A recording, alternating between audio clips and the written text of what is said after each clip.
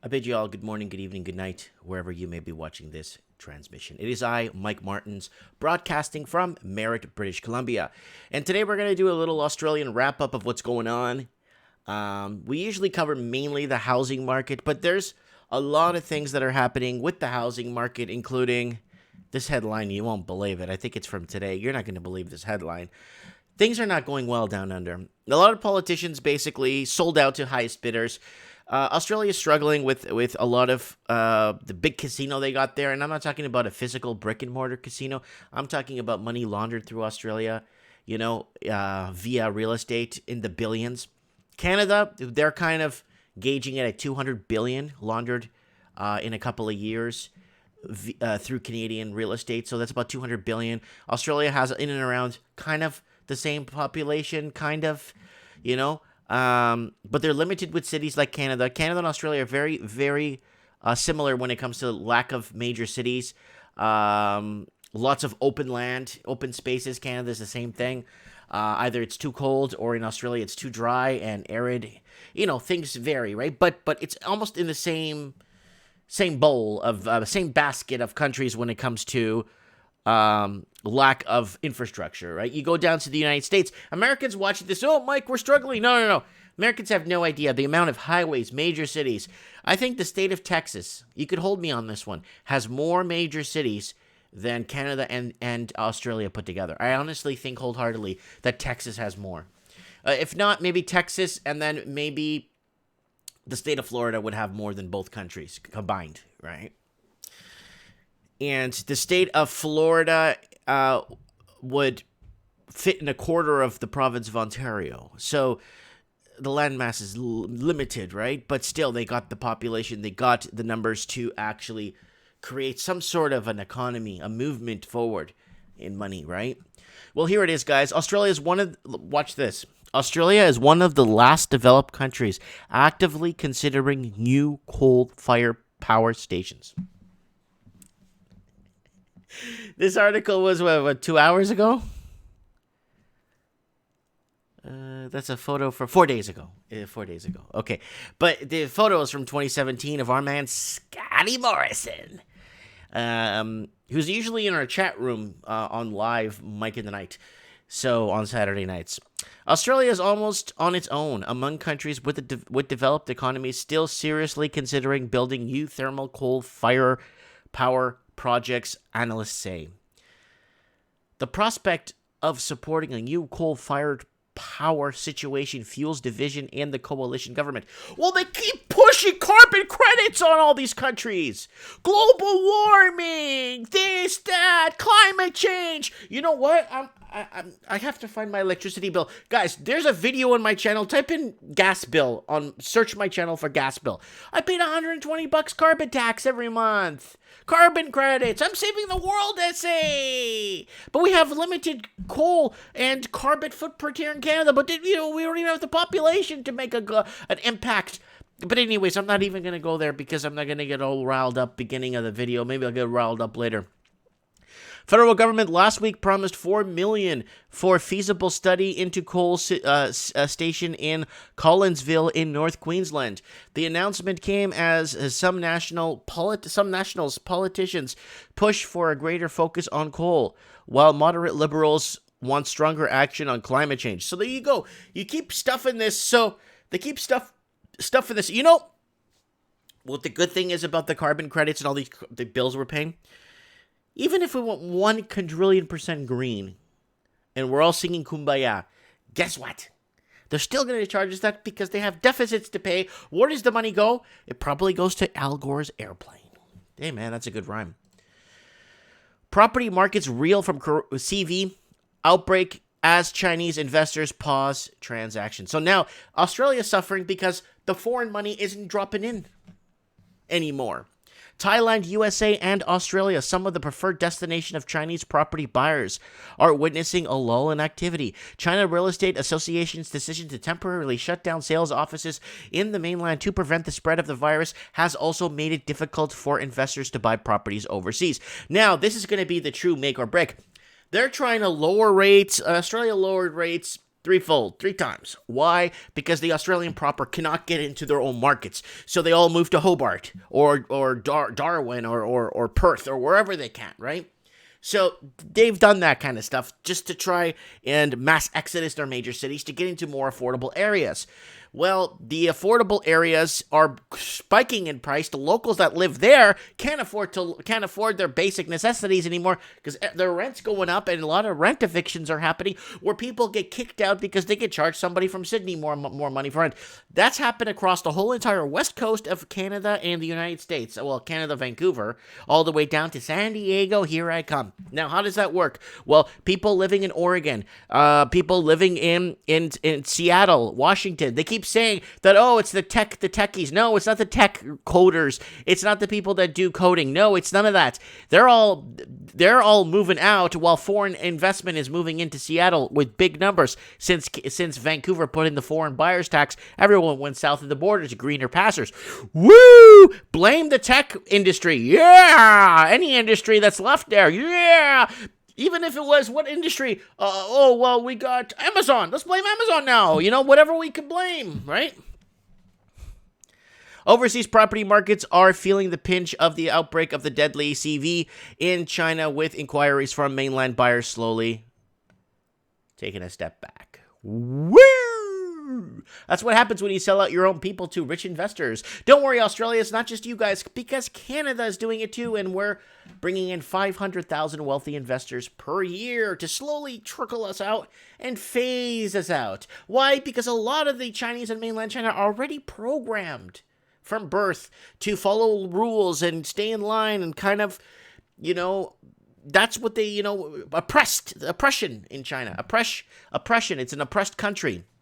Water restrictions. Ooh. While water restrictions for you and endless supply for them. How foreign corporate giants is snapping up 89 billion liters of Australian H2O as the country suffers the worst drought ever. And fires, and the fires are starting. Thank God.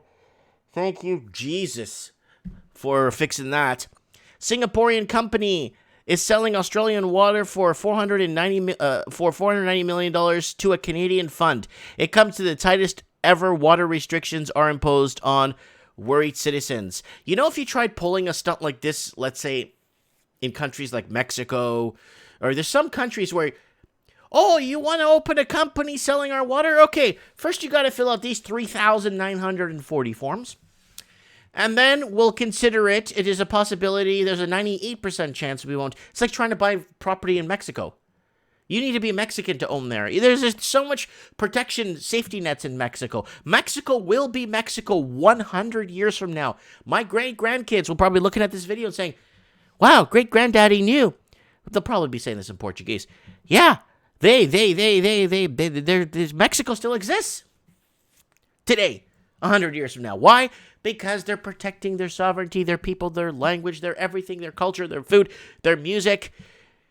Because I want to visit Mexico in 20 years and enjoy the music. I lived there for 2 years. I know. Enjoy the music, the people, the company. I like that. The food, the mariachi. I want to be in Mexico when I go to Mexico. I don't want to be in the corporate nationalized corporation state of what was Mexico at one point. You know what I'm saying? Home ownership has become a devouring monster. Here it is in February 17, 2020 from Australia. Like all the advanced economies, ours has stopped working the way ours used to. Our obsession with home ownership is a fair part of the problem. Again, they're pinning home ownership into their GDP. So if the home ownership starts to dwindle or they don't find ways, they need to go to negative interest rates in Australia to make it work. They need to go way negative interest rates to make this work. And I've discussed this many times on the channel. Let's be clear. I'm a believer in the great Australian dream of owning your own home. So am I! But right now, it's adding to the economic troubles of many countries. I doubt if the preference for home ownership is causing those countries bigger problems than it's causing us. We have one of the highest rates of household debt to household disposable income. We covered this many times. Although ours is made up to look worse than others because our unusual tax breaks for negatively geared property investments. Yep. Like a lot of people who care about the state of the world, we're leaving to our children and grandchildren. My 4-year-old grandson is helping me write this. I was pleased to see the period of spiraling house prices come to an end a few years back, and prices started falling. When parents respond to this by recycling to their offspring some of the capital gain that they've enjoyed on their property investment, as I have, they're solving their own children's affordability problem in a way that keeps house prices high at the expense of those many young people whose parents cannot help them out.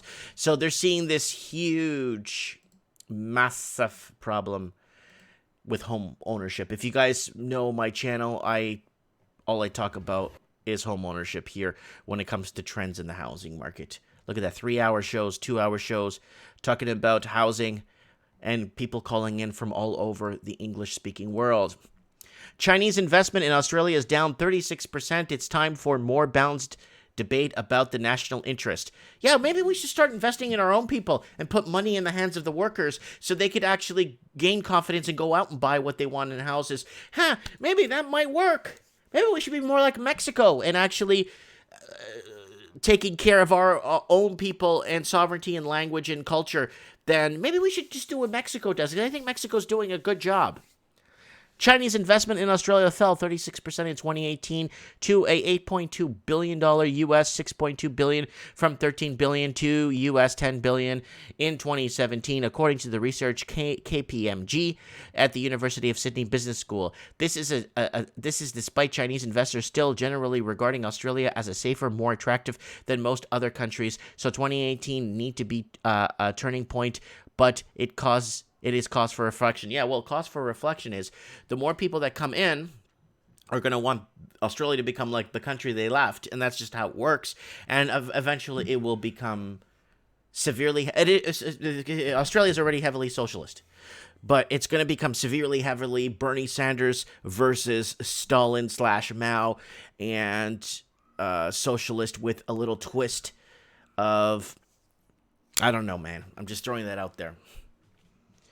Many losers, one winner. Our data covers the direct investments through mergers and acquisitions, joint mergers, and new projects. We do not include portfolio investments, such as buying stocks and bonds, because those are completely worthless, which do not result in foreign management, ownership, or legal control. So here it is, guys.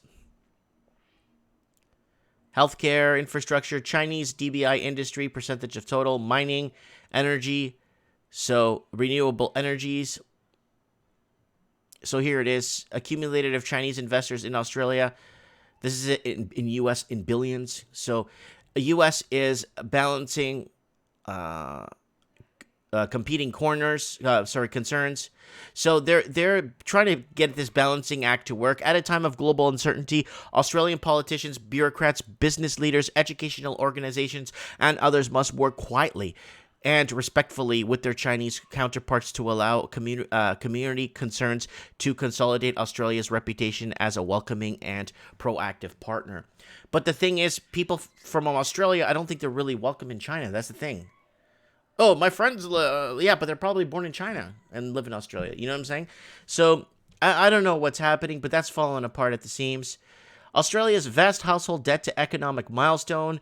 This is a big October article that's still sending reverberations through the Australian proper.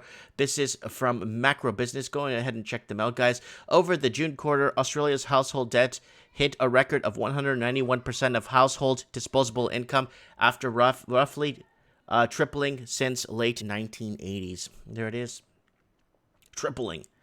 The latest Bank for International Settlements global household debt data also confirmed Australia has the second highest debt load in the world behind Switzerland, as well as the second highest average principal and interest payments on debt.